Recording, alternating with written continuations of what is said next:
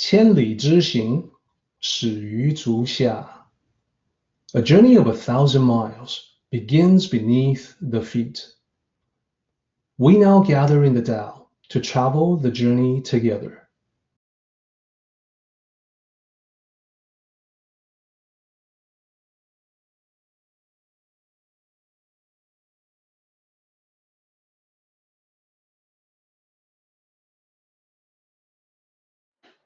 Quite a few people have asked this question, so I want to be sure to give everyone a complete answer. The Tao of Feng Shui. Probably the number one question on everyone's mind is this. And I get this question a lot. Derek, does Feng Shui actually work? Is it real? I am forced to give the answer of it depends, which is the answer that I really hate. I don't like to answer anything with it depends because in my experience, when people answer with that, it's because they don't really know the answer. So they use it depends as sort of a stopgap measure. Well, in this case, it really does depend. Fortunately, I can tell you what it depends on. Feng Shui works when the action recommended by Feng Shui adheres to the Tao. It all comes back to the Tao. It doesn't work when it fails to adhere to the Tao. I'm going to show you some examples of how that is. Because of that, the trick for us is to figure out if it adheres the action of Feng Shui, if one particular suggestion or direction for Feng Shui, if it's aligned or congruent with the Tao. If it is, then it's going to be effective. If it is not, it won't be. So we got to figure it out, because if we can figure it out, then you can apply it. In fact, you can even skip the Feng Shui and go directly to the Tao, which, by the way, is the most powerful Feng Shui technique of all, is to understand what's behind Feng Shui and go directly to tapping into it. That's the Tao. So let me make this more real for everyone. I have several examples that I can share with you.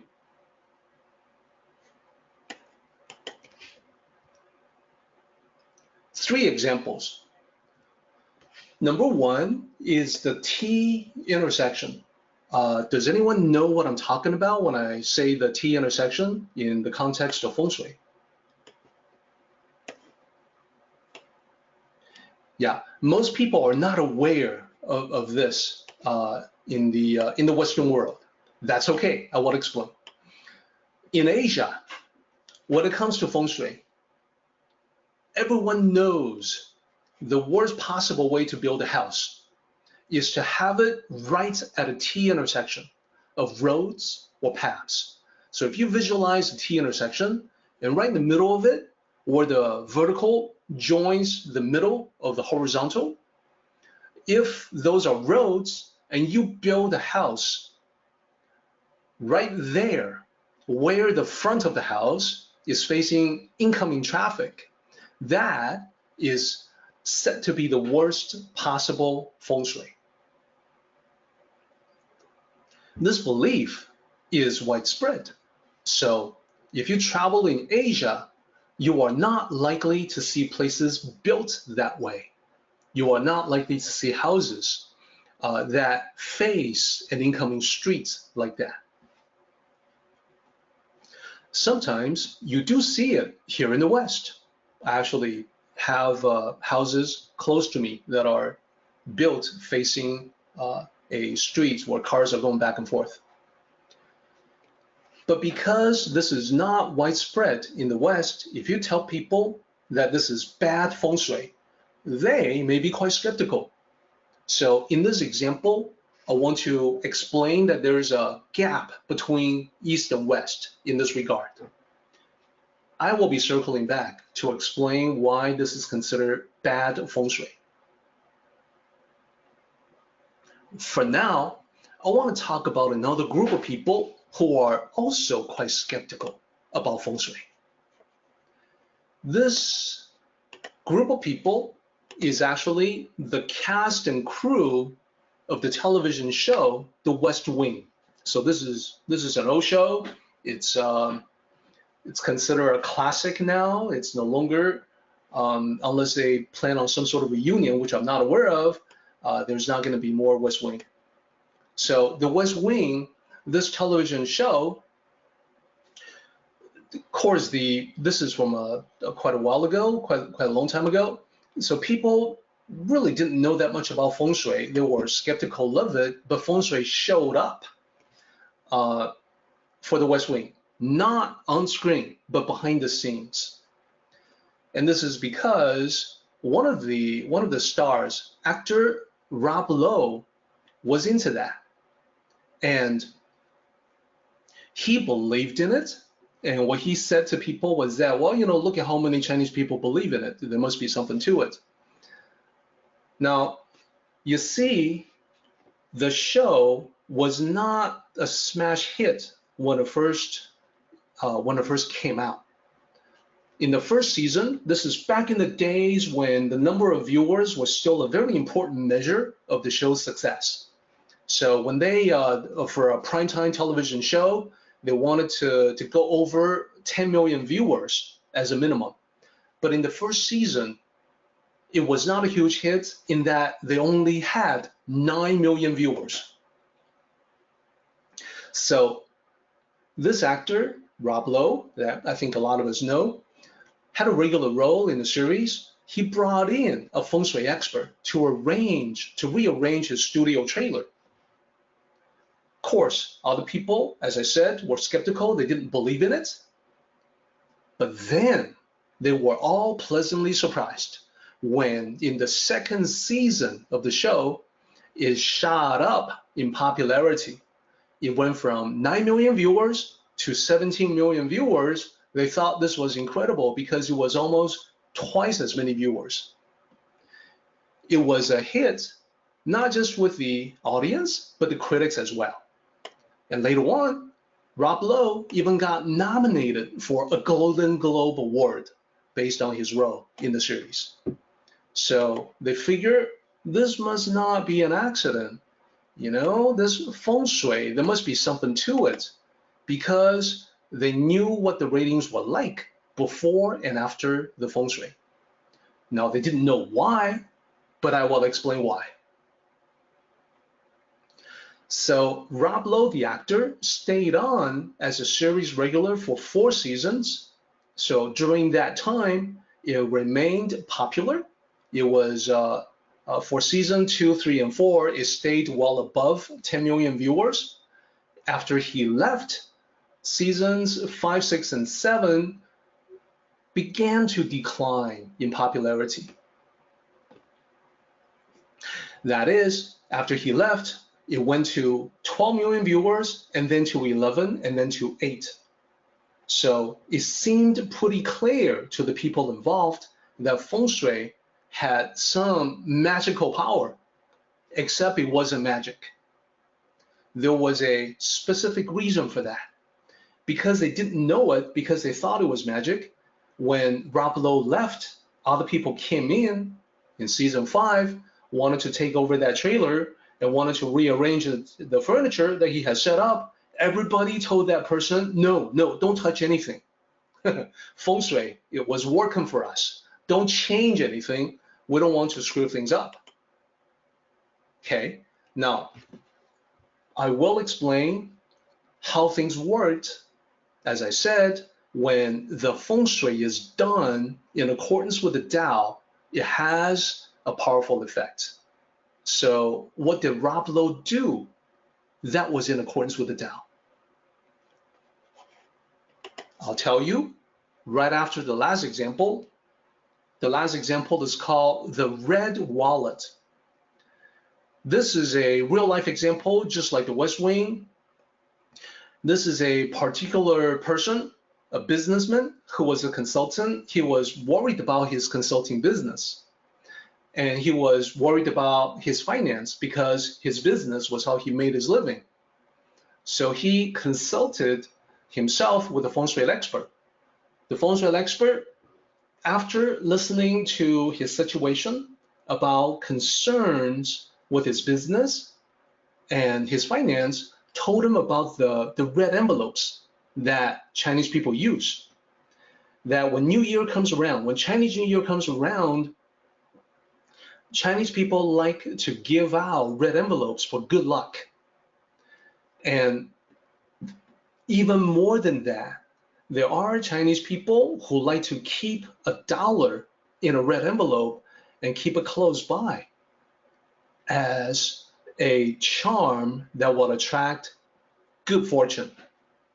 Okay, so what the Feng Shui practitioner suggested to the consultant who was worried about his business was that you can try something similar. So consultant went out and bought himself a red wallet, a wallet that was red in color, so it's similar to the red envelope.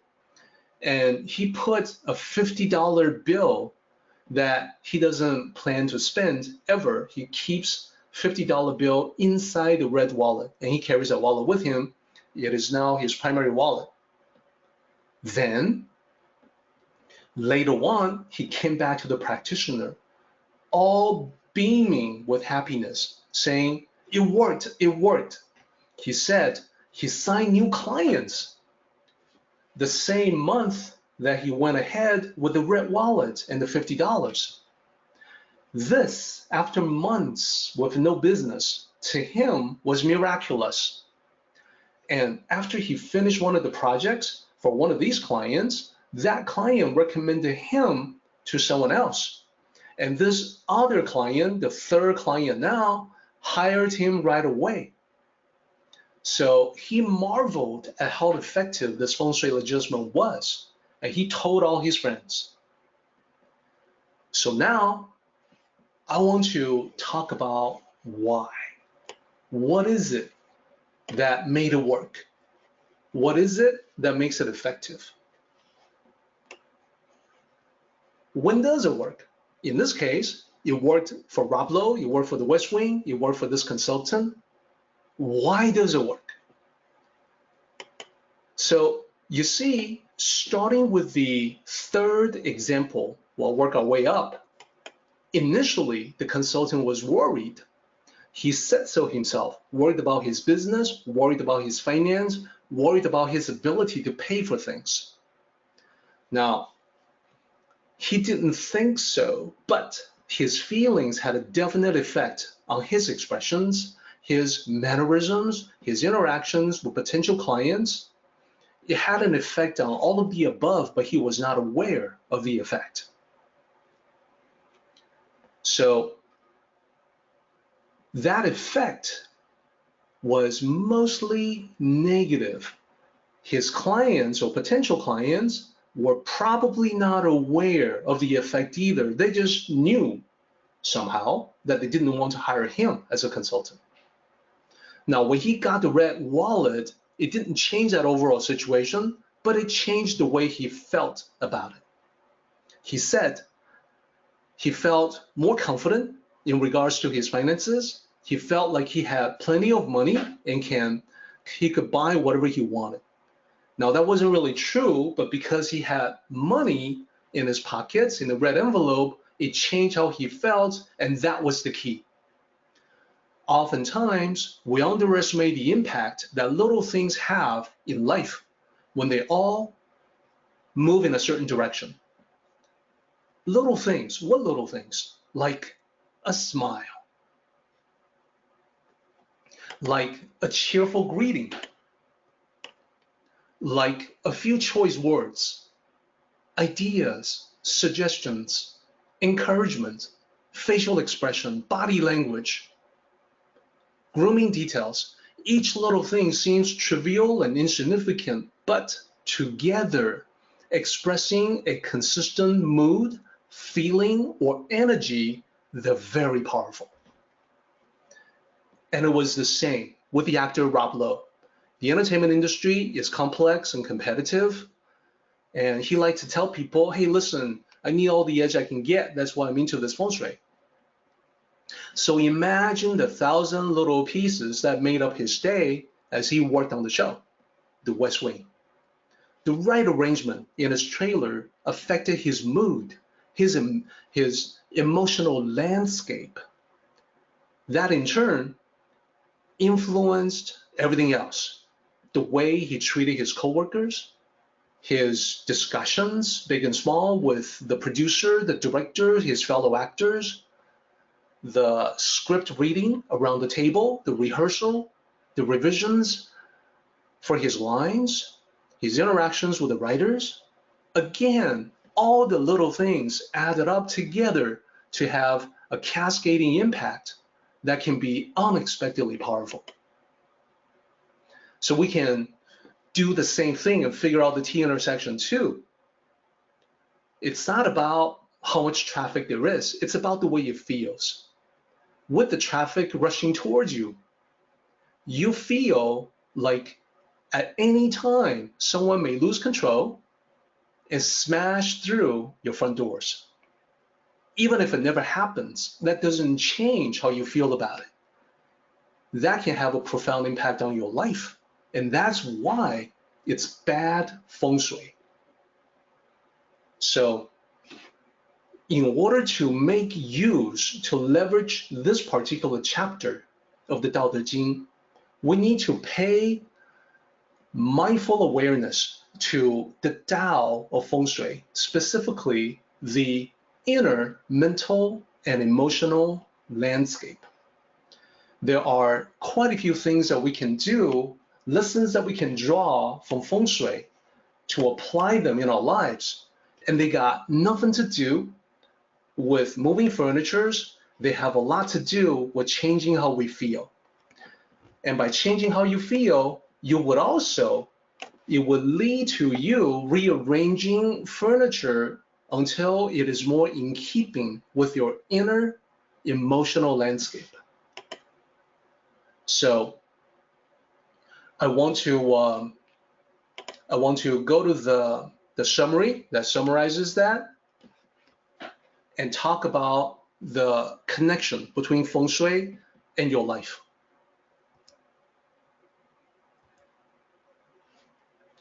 First, renew yourself. In Feng Shui, we talk about how it is important to live in a place with good circulation of air. That keeps the room fresh. It keeps the air fresh in the room. In the same way, you need to renew your inner mental landscape. The reason why is because the world is changing faster and faster. That's why the mind has to stay fresh. And when the mind is fresh, you will automatically arrange your environment to support that self-renewal. That's number one. Number two is simplifying or letting go. So chances are you still have things that you do not need and will never use. And it's a similar way with your emotional landscape. It may be full of useless regrets from the past. I'm going to suggest to you that working on one aspect of this won't affect the other. So it doesn't matter which one you start out with first. You could be going through your stuff, taking out a few things, throwing them away. That will lead to a cleansing of your mind as well. Or you start with your emotional landscape, let go of useless regrets from the past. That can lead to you deciding to discard things you no longer need. One affects the other. Number three is about balance. So as we finish our time together today, I want to challenge you to look through the eyes of the Tao at everything around you. I also want you to use the eyes of the Tao to look within, inside of you. And the question is, in your surroundings and your internal landscape, what is out of balance?